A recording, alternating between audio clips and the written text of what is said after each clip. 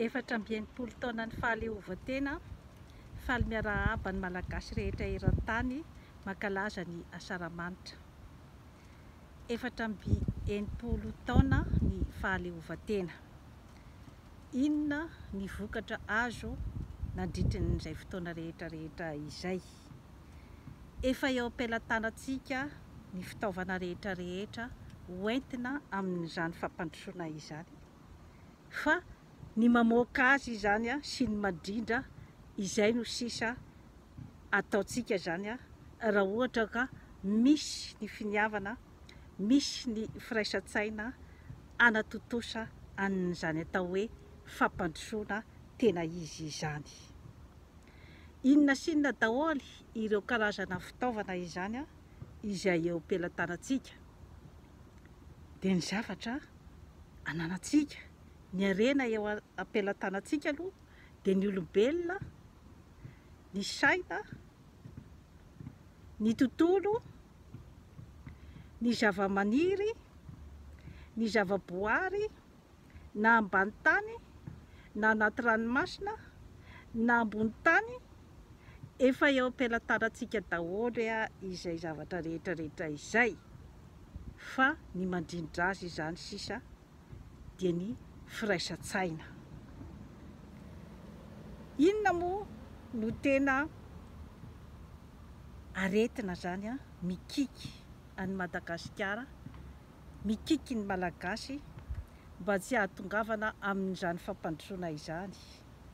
Voalohany indrindra aloha zany dia ny fizarazarana. Eo ihany koa ilay toe-tsaina ataontsika hoe syndrome de victime.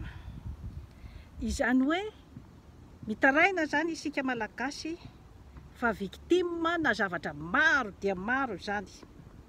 Ka ilaina aloha zany ny fitantarana an'ireo karazana victimisation ireo zany mba ahafahantsika zany mandeha any amin'ny vahaolana amahana an'izay syndrome de victime izay. Inona daholo ireo syndrome de victimisation ireo? Dia taraintsika fa victime ny tany mandroso.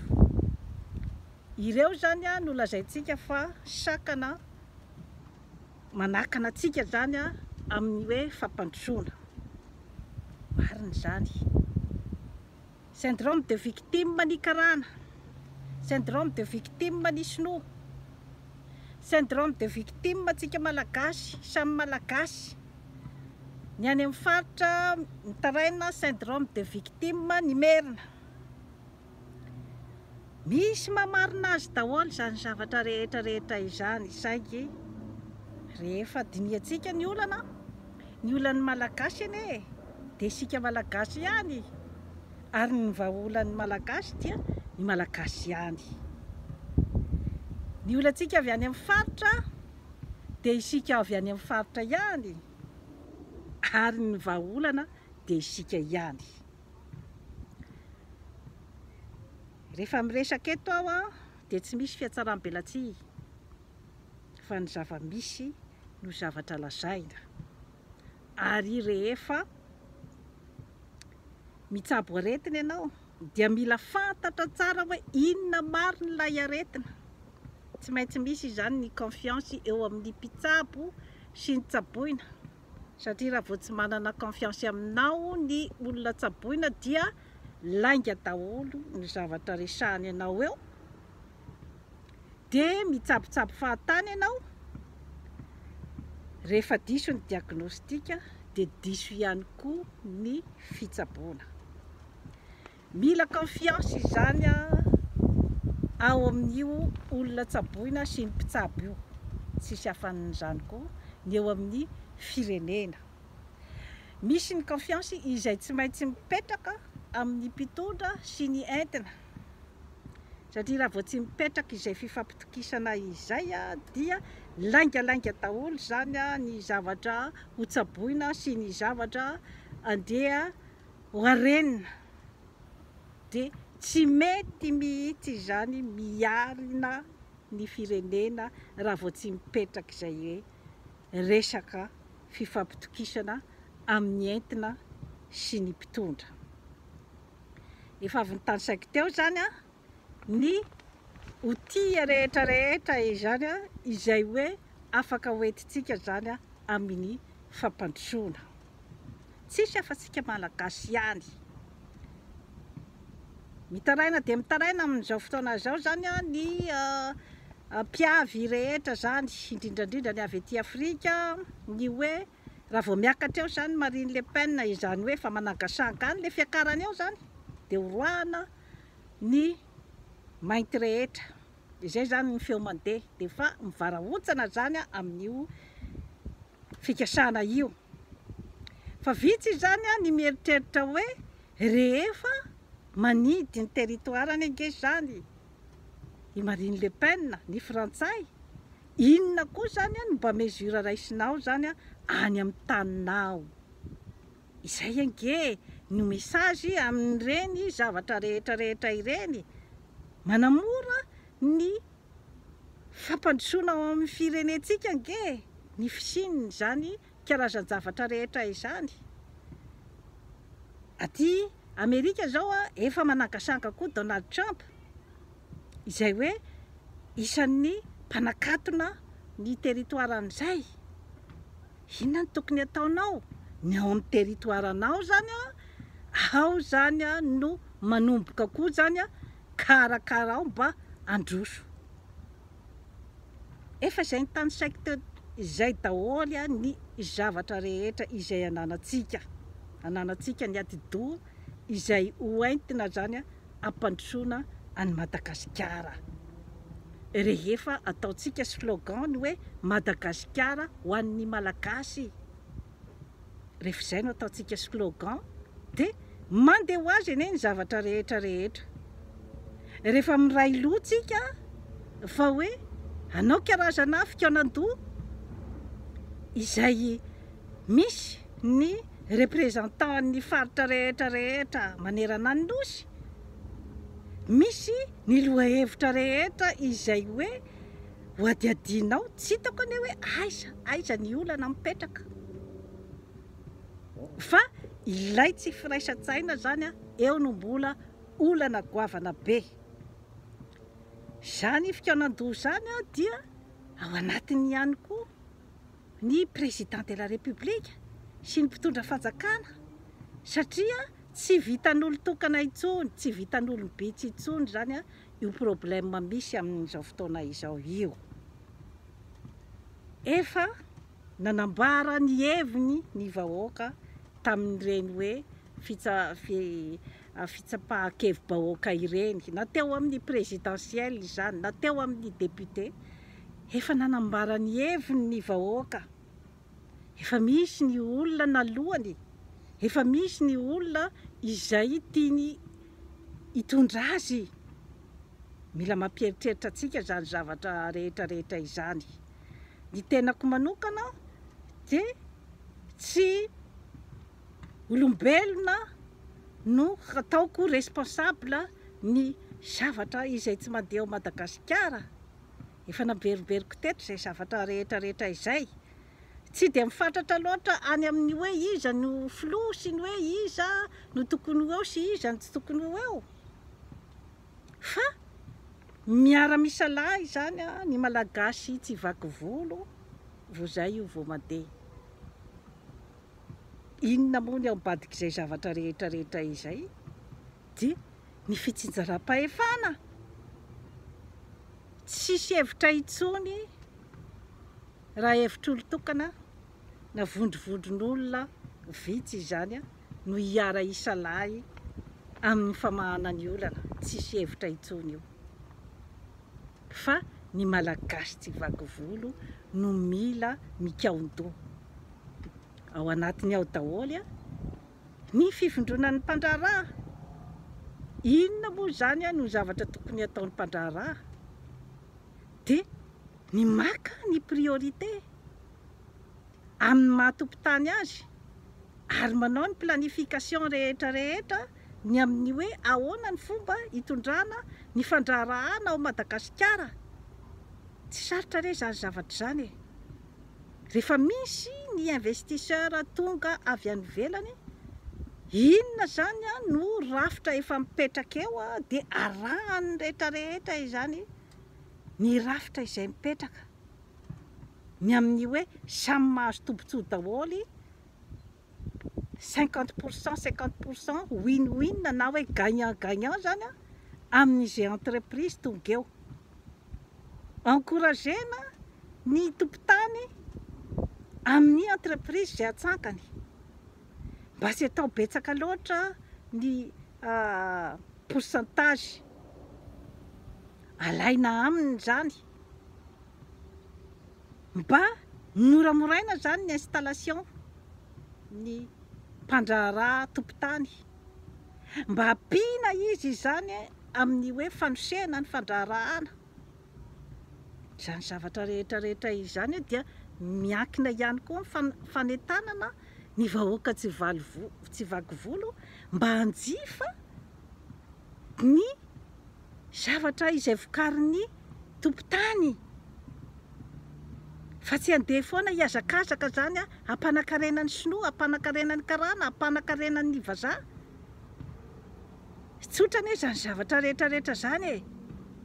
Rehefa mifampividy entana zany ny samy malagasy dia mihodinkodina ao amin'ny samy malagasy ny vola. Rehefa mbola tsy voaentana ara-poton-kevitra zany sika amin'izay resaka izay dia mbola tsy misy zavatra anteha eo.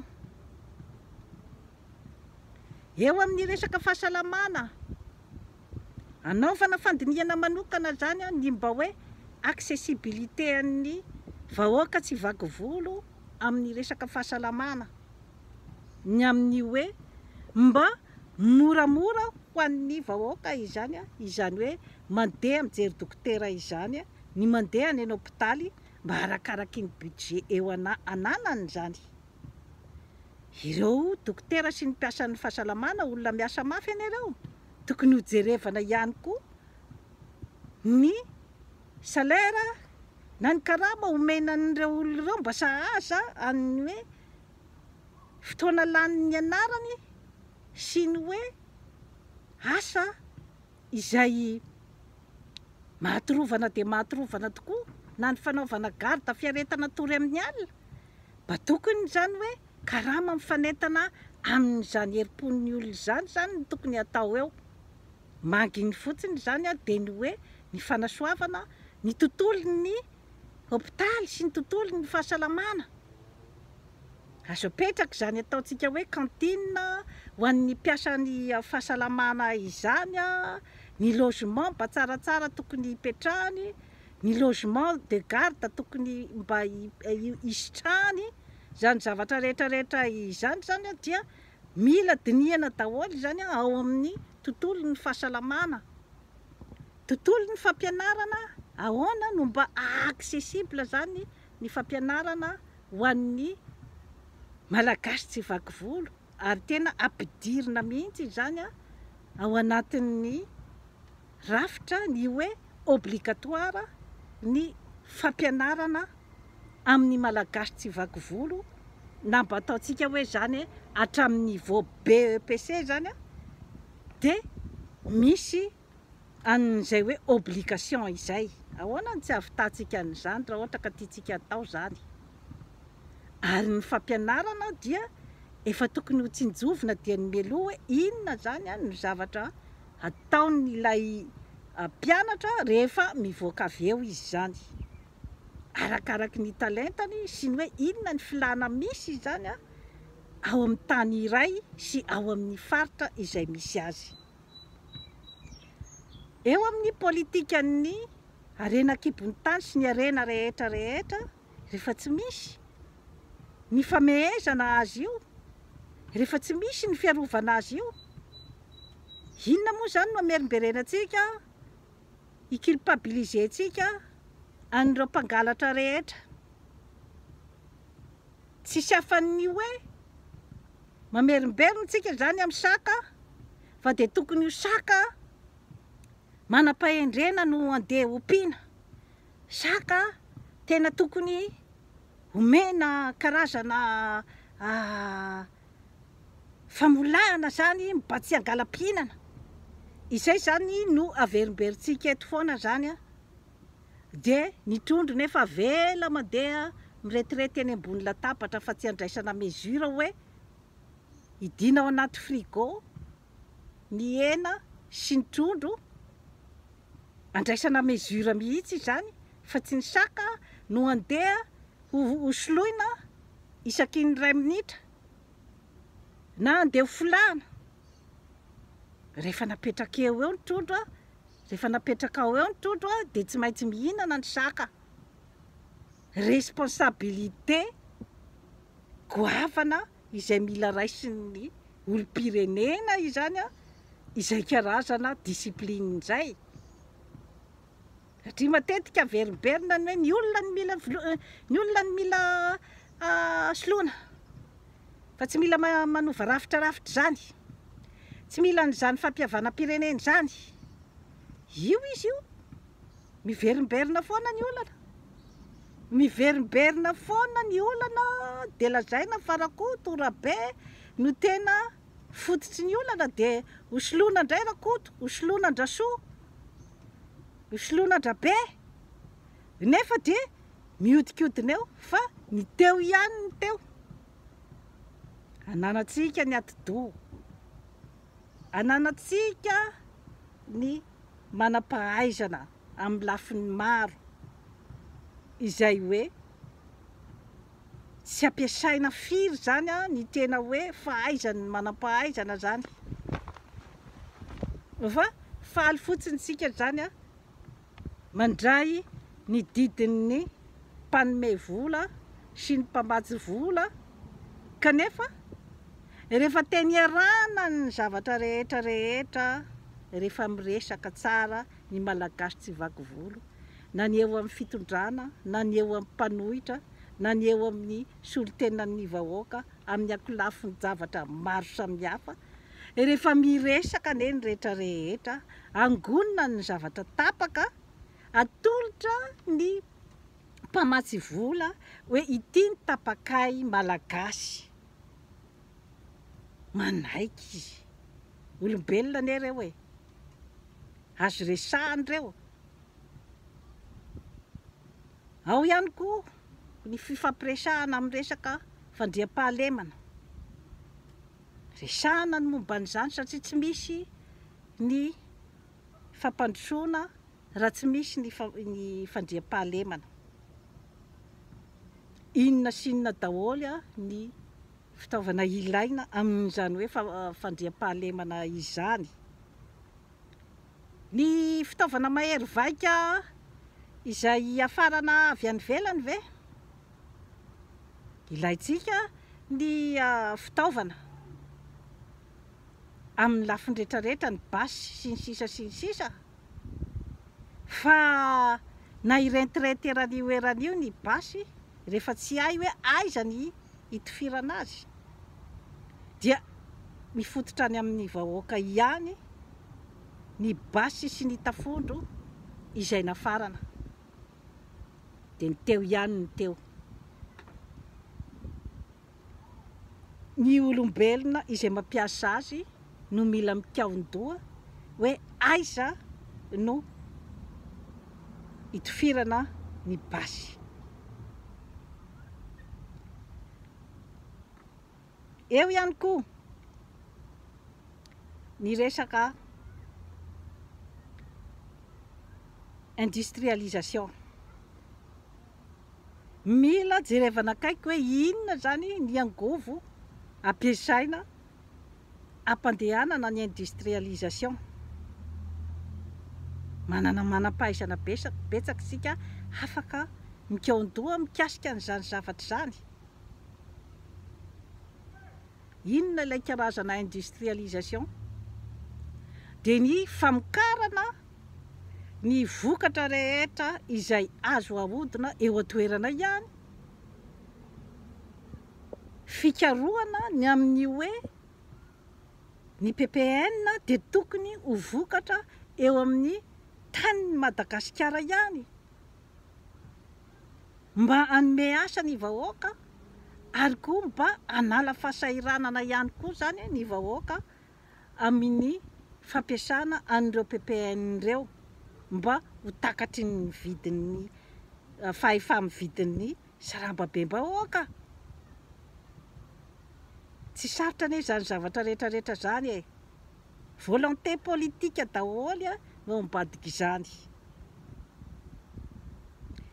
Misy ny fitenenan'ny Einstein hoe zavatra telo hoy izy no zavatra tsy azo forsena zany amin'ny fiainantsika zanak'olombelona. Voalohany hozy izy dia ny fitiavana, faharoa ny finamana, fahatelo hozy izy dia ny succès. Raha vao forsenao hozy izy io na ahodikodinao zany ireo telo ireo dia izakany vokany ianao rehefa ao arindrina kely ao. Satria rehefa forsenao ny fitiavana, olona efa hitanao fa tsy tianao, dia mbola forsenao amin'ny fomba rehetra izay eritreretanao zany fa azahoanao ny fon'ilay olombelona izany, dia hitanao fa rehefa aorindrinao, raha ny forsenao tamin'ny alalan'ny vola zany ny fakanan'ny fon'ny olona iray, dia ho hitanao fa rehefa lany ny vola dia ho hitanao hoe fitiavana ohatrin'inona izany no nipetraka teo. Satria ny forsenao ny fifankatiavana izany tamin'ny alalan'ny materialy. Ny forsenao ohatra ny olona ho tianao amin'ny alalan'ny fampatahorana azy, dia tsy sahy miteny izy na zanakao io, rehefa tsy avelanao miteny ny zanakao fa tonga dia hoe mangino ty zaza-dala, zaza maditra mamaly ray aman-dreny, isaky ny miteny ny zanakao, dia izay no fahananao azy. Dia ho hitanao rehefa lehibebe eo izy dia ho hitanao ny conséquence'izay, fa tsy fitiavana no avaliny ianao. Finamana, rehefa olona hitanao fa tsy mifanaraka aminao na ny fomba fijeriny, hitanao fa tsy mahazoazo anao izy, tsy mahazoazo anao sy ny mombamombanao sy ny fomba fijerinao sy ny toetranao, tsy terena ny finamana. Va izay hitanao fa mitovy fijery sy mifanentana amin'ny zavatra eritreretinao sy ny fomba fisainanao amin'ny andavanandro. Tsy sarotra angeny mahafantatra an'izany zavatra izany e. Rehefa hoe olona mifanara-tsaina aminao dia heninao fa misy ny atao hoe filaminan-tsaina rehefa miaraka aminy. Na dia misy ara ny disadisa dia tsy maintsy miravina foana ny atao hoe tena namana. Fa raha vao forsena ny finamana dia lasa fiatsaram-belatsihy ny fiarahana, lasa tsy fifampitokisana ary mety miafara mihitsy aza amin'ny fifanafitohinana. Ny succès koa sisy Einstein, rehefa terenao zany, terenao masaka zany ny fahombiazana, zany hoe tsy eo am-pelatananao akory na ny talenta momba ny zavatra kendrenao iny zany, tsy eo am-pelatananao zany ny force izay tokony anananao amin'ny fahazahoanao zavatra iray, dia ho hitanao fa zavatra tsy aharitra fa afo-mololo ny fahombiazana izay anananao. Tsetsatsetsat tsy haritra zany amin'izany zavatra rehetrarehetra izany. Teny atsipoko ho an'ny malagasy tsy vaky volo, teny atsipoko ho an'ny mpiray tanindrazana rehetra,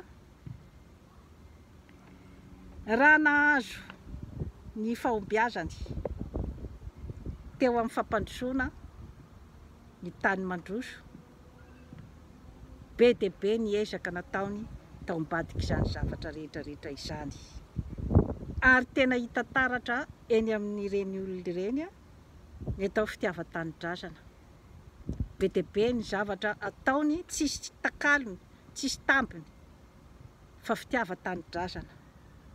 Mifanohana ry zareo a, raha vao misy manam-pahaizana mikaroka zavatra ho an'ny tanindrazana.